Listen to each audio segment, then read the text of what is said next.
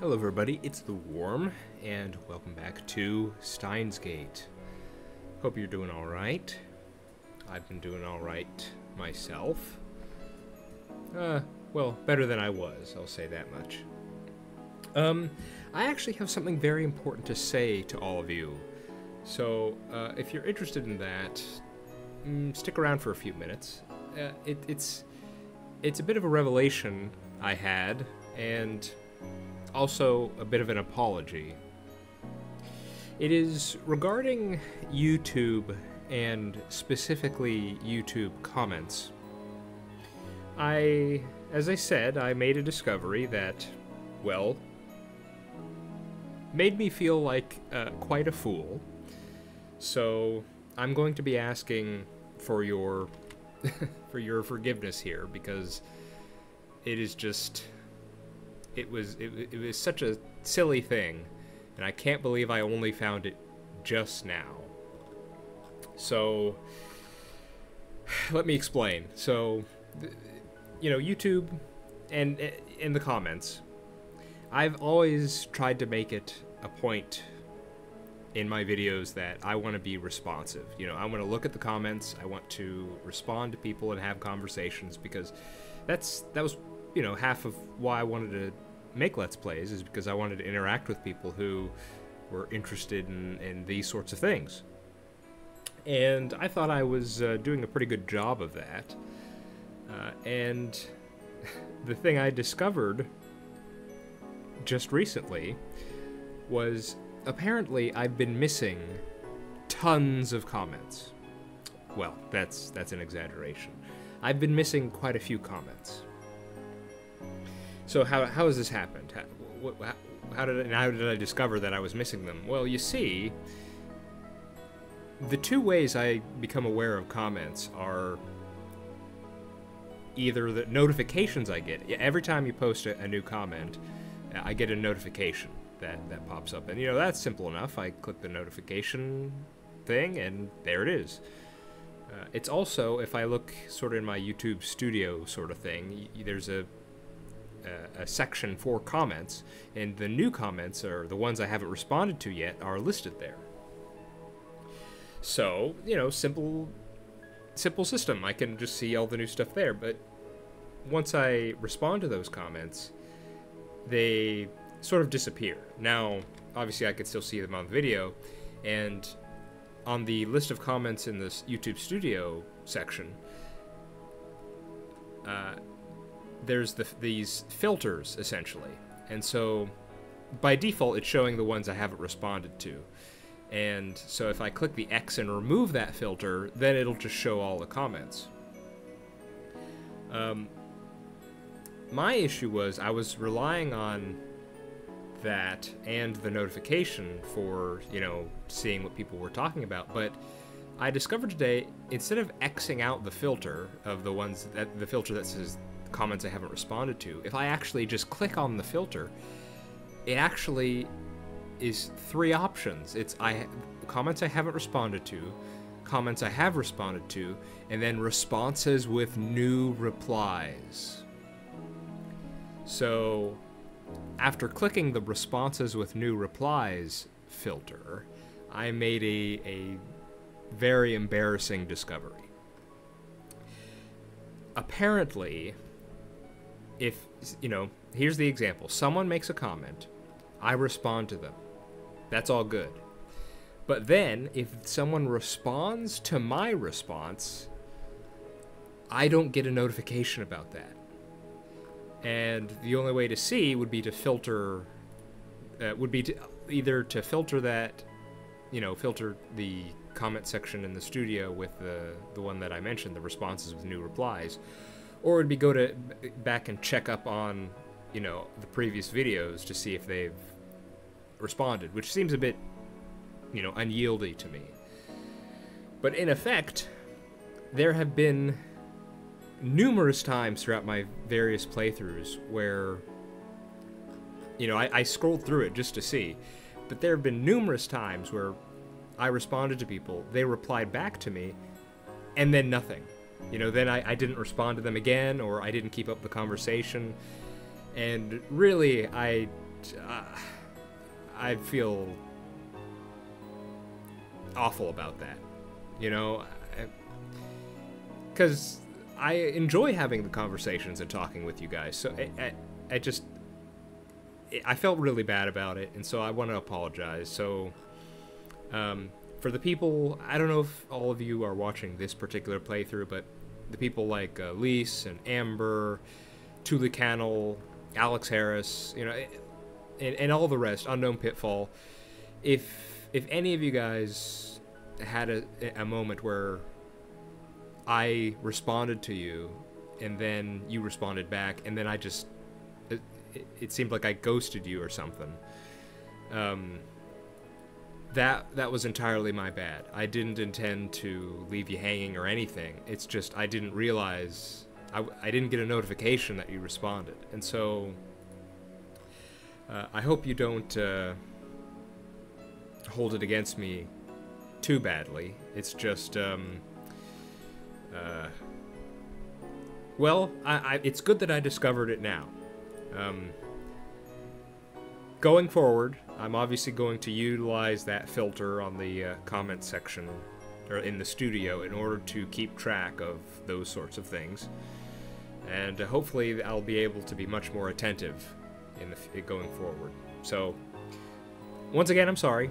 I'll probably make some chapters in this video so people can skip by that little, I don't know, spiel.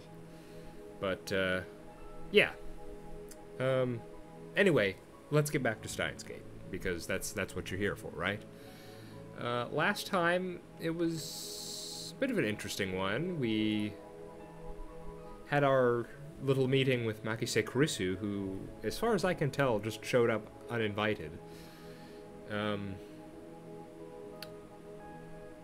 Yes, she got the information from Daru, and after arriving at our place, she became a member of our lab. She became a lab mem, and got real interested in the phone wave, and we did a little experiment with it. And what we discovered was that the bananas don't... if the whole bunch is inside, it stays inside. But if you only put one in, then it will apparently teleport. And, you know, a lot of little stuff like that. That's just general information. Thoughts and theories here. Rather than just me speaking about precisely what happened. We got the information that apparently Daru put his phone into the phone wave, and presumably when we sent the message about seeing Makise Kurisu dead, we sent it to Daru's phone while it was in the phone wave and presumably activated it. Now, what exactly that means, I'm not entirely sure. I think we're leading up to the eventual revelation that the phone wave is in some way related to time travel. So that could explain maybe why the date of the message when it was sent and received is all wonky. Still doesn't explain to me why it was split into 3 messages. And I'm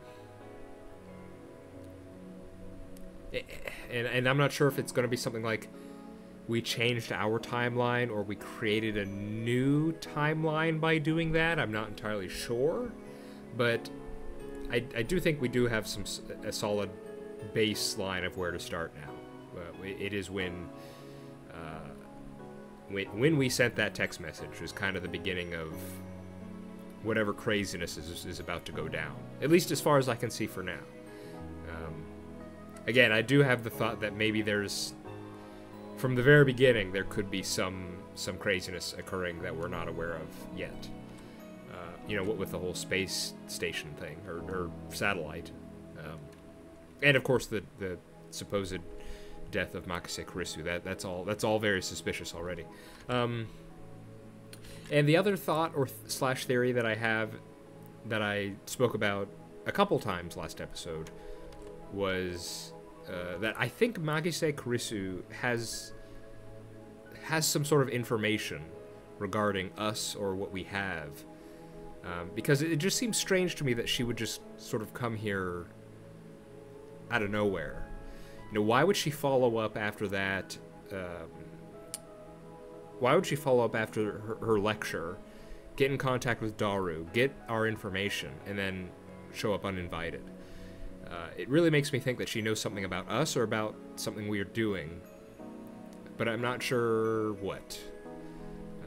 Maybe that'll be explained, maybe not, I don't know, but clearly whether she knows something concrete or whether it was just a hunch, it's paid off because she's discovered our phone wave.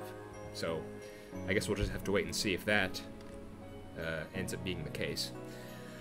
And so now we are here. Mayuri has showed up, and it has calmed things down a bit. So we're going to go ahead and continue now.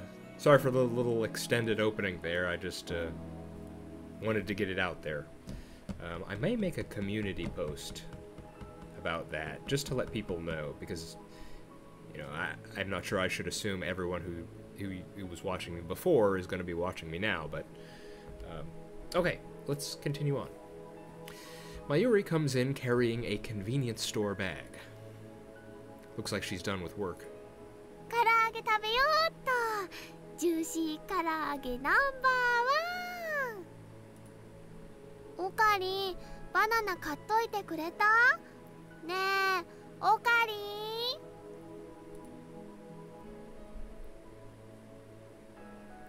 When she enters the development room, her eyes go wide.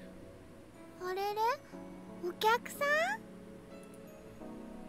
ん？ Once she notices Krisu, Mayuri bows her head with her usual smile. マユシーです。よろしくね。マキシです。ラボメンになったみたいです。本当？すごい！女の子のラボメンだ。誰？ケケロッパでどんな操作を？さっき言った通り、メールの着信設定の調整だって。遠隔操作のためのメールを受け取った時のモニタリング用でさ。だから同時に120秒の冷凍機能を使ってた。PC からでも冷凍機能を起動できるようにしてやんだよね。昨日はそのテストもしてたんだ。メイリー、ジューシー唐揚げナンバーワンを電話レンジカッコ仮の中へ。みんなも唐揚げ食べる？一個ずつならあげてもいいよ。With her usual ditziness, Mayuri puts the chicken inside the microwave. Daru explains what everything on the computer monitor means.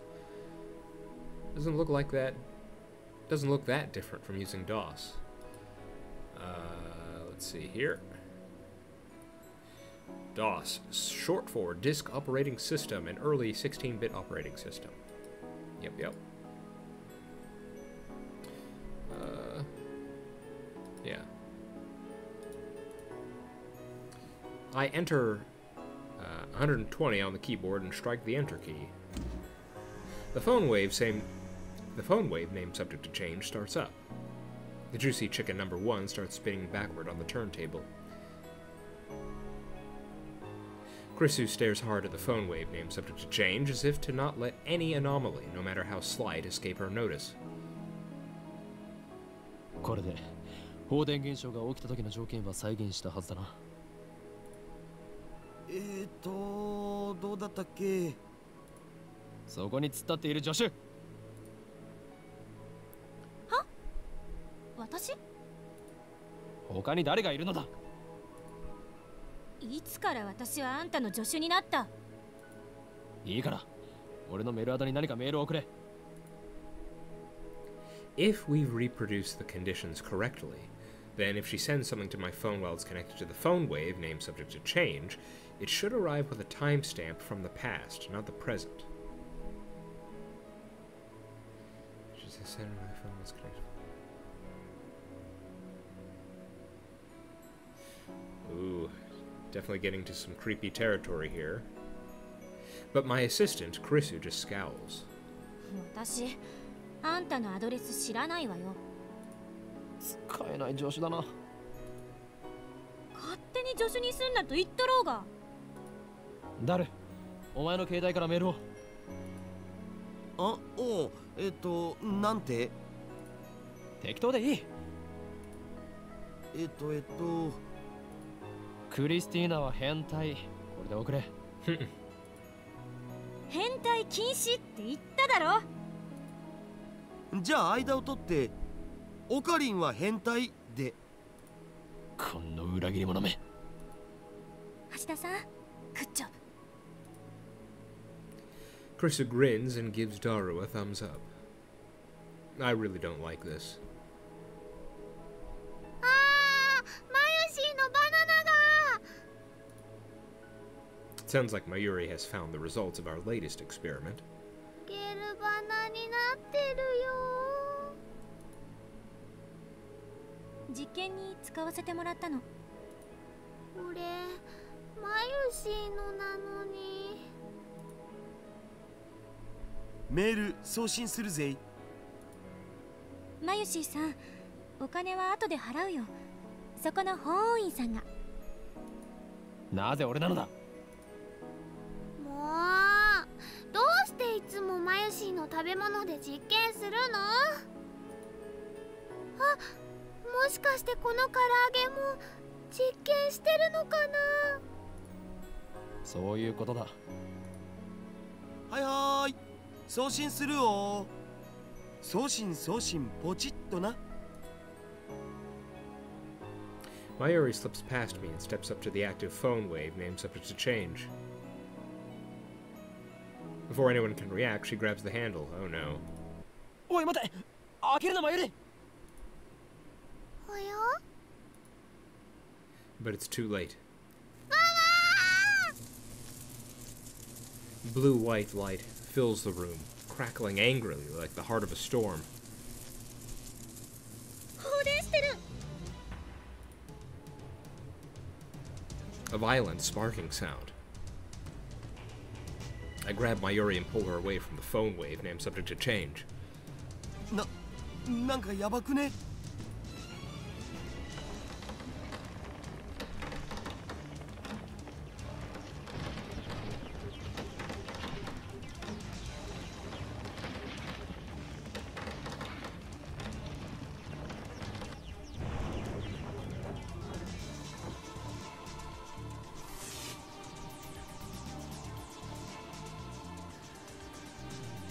？A thin cloud of smoke fills the room.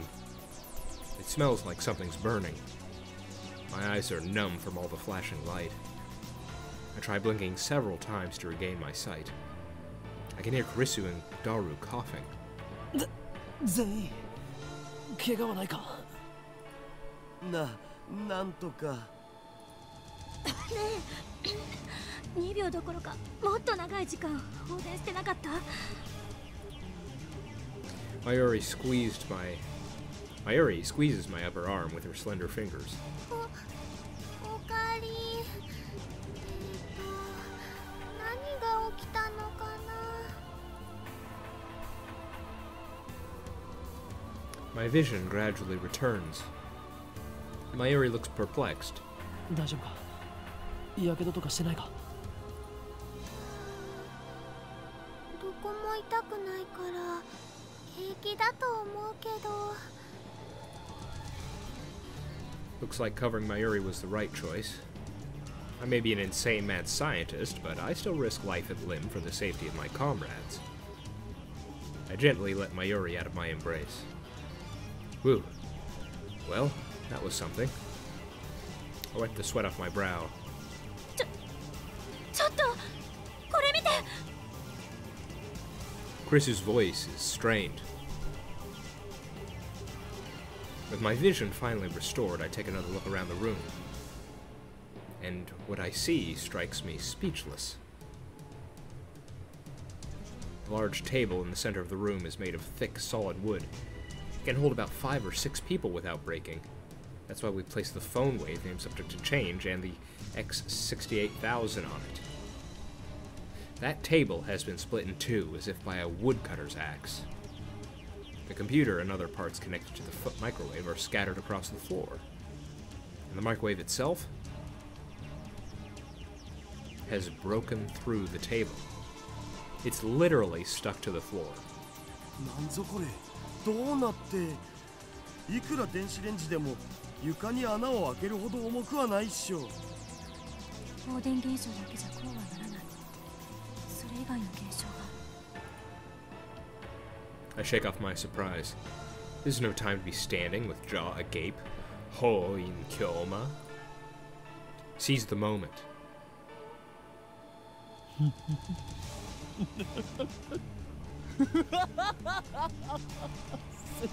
すべて計算通り。You know, I can say one thing. It sounds like the voice actor for Rintaro is... He must have had some fun here, you know? First, some maniacal laughter. Next, I try to take out my phone and do the usual, but unfortunately it's still plugged into the phone wave name subject to change. El Psi Congru. I whisper the words. Words that have no meaning. Words I use simply because they sound cool. These words have meaning because they have no meaning. After years of repeated use, just speaking them is enough to calm my heart. マユシの唐揚げがひどいことになってる件について。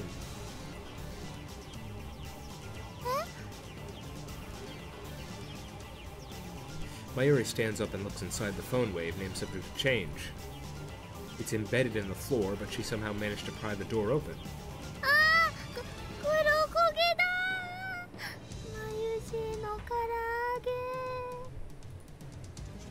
I pat Mayuri's shoulders to cheer her up. Okay, burnt to black, but not jellified. ジューシー唐揚げナンバーワンは偉大な実験の成功のため尊い犠牲となったのだ。冥福を祈ろうではないか。Yes, indeed. Press F to pay respects. 唐揚げのことはどうでもいい。今は電話レンジに何が起きたのか解析するのが先。どうでもいいなんてあんまりだよ。クリスティーナちゃんちょっとそこの方位今日はどうしてくれんのよ。マユシーさんが私の名前間違えて覚えてる。それより換気した方がいいよ。うるさい。黙れお前たち。I affix everyone with an overpowering stare. This shall be remembered as the moment that the greatest experiment of the century succeeded and brought humanity a step forward in a new direction. These guys have no right to ruin that with their foolish talk. My heart pounding, I detach my phone from the phone wave, name subject to change. Luckily, it's completely unharmed. I open it, it still works. I bring up the list of received emails. New emails should come at the top. However, my heart beats even faster. The topmost email isn't the one Daru sent before the discharge occurred. This impossible phenomenon is exactly what I wished for. Is it these two here? 5 days ago? I look back through my email history, and there, I find it.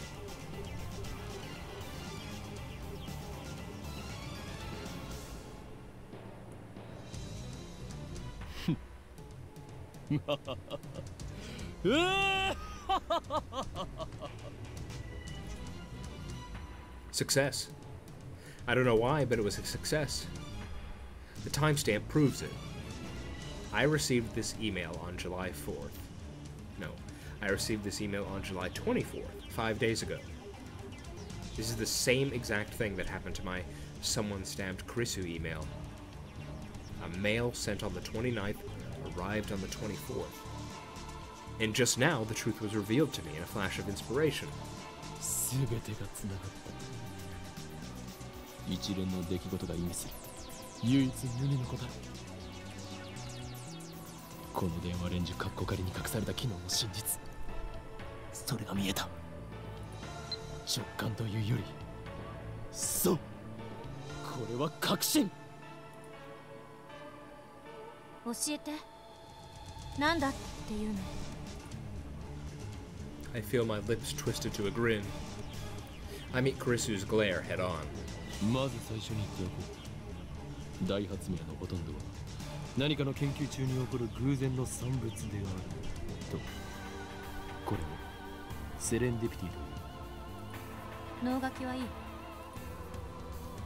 How dare she ruin my speech? Oh well, let's get to the point. メールは過去へと送られた。溶けかけた唐揚げは冷凍状態に戻った。房からちぎられたバナナは房へと戻った。まさか。 Krisu seems to get it now. As expected of my genius assistant. そのまさかだ。 This is the choice of Steins Gate. この電話レンジ過去仮はタイムマシンだ。 There we go. That's the game. Alright, wrap it up, everybody. Time to go home.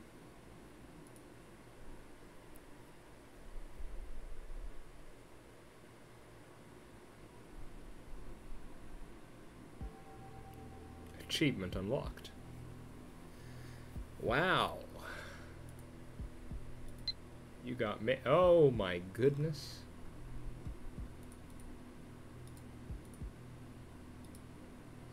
So split up into two this time.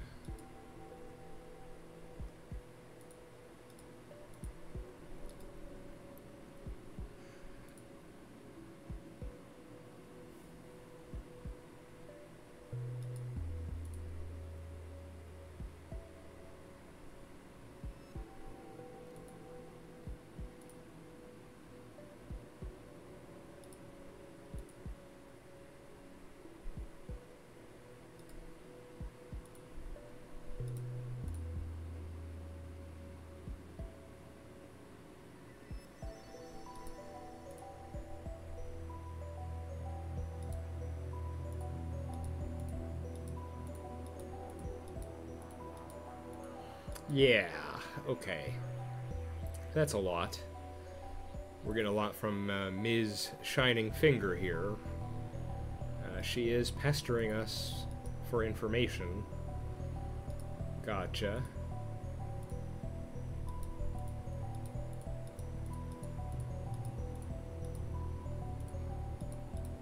Okay.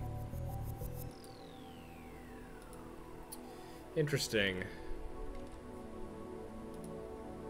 Is there anything else I can look at? Oops.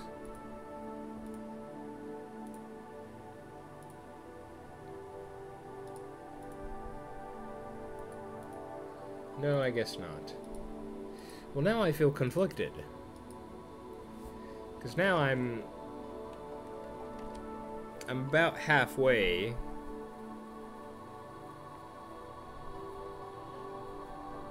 And we've started a new chapter. What to do, what to do. You know, I'm leaning toward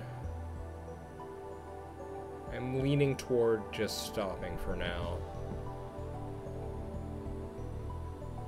I feel like just starting the new chapter afresh the next day would feel much better for me than just going into it right now when I'm already halfway through the episode. If I'd known how close I was to the end of the chapter, I would have kept going last time. But it is what it is. So yeah, okay, let's just talk about what happened a bit. So why did the microwave collapse? Well, here's something interesting. He said the chicken returned to its frozen state. But I thought Mayuri said it was burnt black. Well, I should be able to see that. Hang on.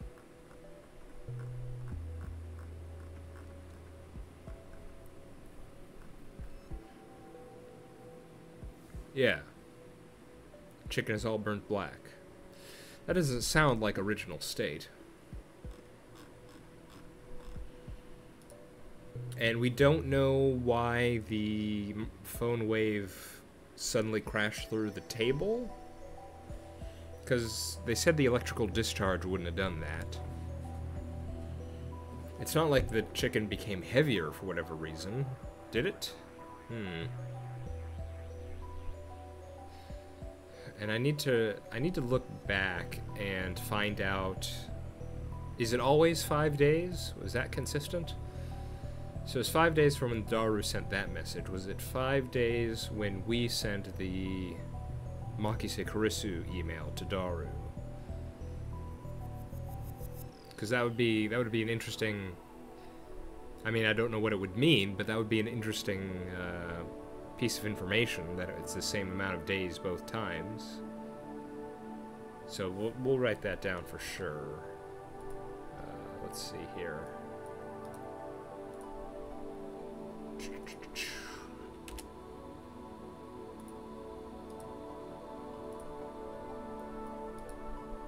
And here's another question. How much of that was a cause of just what we did? What did I just do? There we go. How much of what occurred there was a consequence of what we did with the phones there? Or was it Mayuri opening the door while we were doing that caused say the microwave to fall through the table and or, well, no, presumably Daru didn't open up the door the last time that happened. So maybe what Mayuri did is what caused it to fall through the table, because it didn't fall through the table the last time it happened.